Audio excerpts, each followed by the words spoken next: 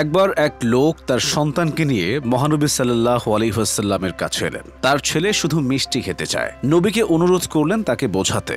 নবীজি বললেন ৩ দিন পরে আসুন। ঠিক ৩ দিন পর সেই ব্যক্তি আবার গেলেন। নবী সাল্লাল্লাহু আলাইহি ওয়াসাল্লাম এবার ছেলেটিকে বুঝিয়ে বললেন, এত মিষ্টি খাওয়া ঠিক না। লোকটি অবাক হয়ে বললেন, এই কথা আপনি ৩ দিন আগে কেন বলেননি? নবী বললেন, আমি নিজেও অনেক মিষ্টি খেতাম, এই ৩ দিন আমি মিষ্টি খাওয়া ছেড়েছি।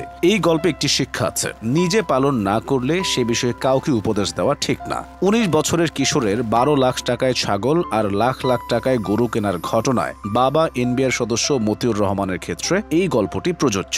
৭৮,০০০ টাকা বেসিক স্যালারির মতিউর রহমান তাই বানিয়েছেন শত কোটি টাকার বেশি সম্পদ। চোর না শুনে ধর্মের কাহিনী। মতিউর নিজের ধর্মের কথা না শুনলেও সবসময় সেসব প্রচার করতেন। ঢাকা বিশ্ববিদ্যালয়ের ৮৩ ব্যাচের ফাইন্যান্স বিভাগের ছাত্র ছিলেন তিনি। তার ব্যাচের বন্ধুদের গ্রুপ ৮৩ নামের একটি হোয়াটসঅ্যাপ গ্রুপ আছে। সেখানে প্রতিদিন ভোরে কোরআন হাদিসের উদ্ধৃতি দিয়ে সৎ হওয়ার উপদেশ দিতেন মতিউর। সৎ পথে চলো, সৎকর্ম করো, ঘুষ গ্রহণ থেকে বিরত থাকা সহ নানা ধরনের ধর্মীয় বিষয়ে পোস্ট বন্ধুদের শেয়ার করতেন তিনি। তার এসব উপদেশ দেখে অন্যরা ভাবতেন, আহা কি নীতিবান তাদের বন্ধু। মতিউরের যে এত কিছু আছে তা ঘুণাক করেও জানত না তার পরিচিত বন্ধু বান্ধব আর সহকর্মীরা, বরং সবার কাছে একজন সৎ ও ন্যায়নিষ্ঠ মানুষ হিসেবে নিজেকে তুলে ধরতেন তিনি। অনেকে আবার ঠিকই জানতেন উপদেশের আড়ালে কি করেন তাদের বন্ধু। মতিউরের বক ধার্মিকতার বিষয়টিতে বিরক্ত হয়ে তারা হোয়াটসঅ্যাপ গ্রুপ থেকে লিভ করেন। এখন তার সেই সততার বাণী নিয়ে ব্যাচমেটরা কটাক্ষ করছেন। প্রকাশ্যে আসার পর সবাই অবাক।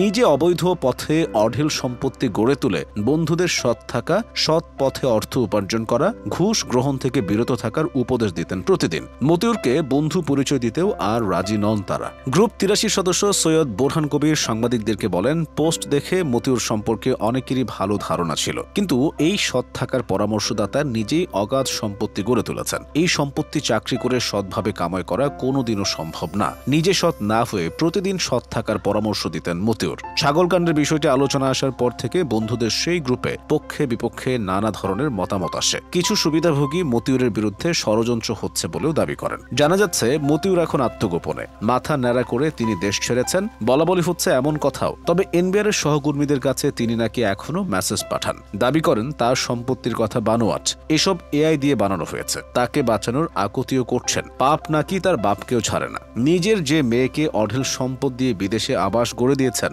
মতিউরের সে মেয়ে ফারজানা রহমান ইপসিতা এখন উল্টে গেছেন। তিনি নাকি বাপকে ছাড়বেন না। ইনস্টাগ্রামে তিনি কমেন্টস করেন, ছেলেকে নতুন গাড়ি কিনে দিয়েছে, এবার আমাকে দেশে আসতে দাও, দেখব।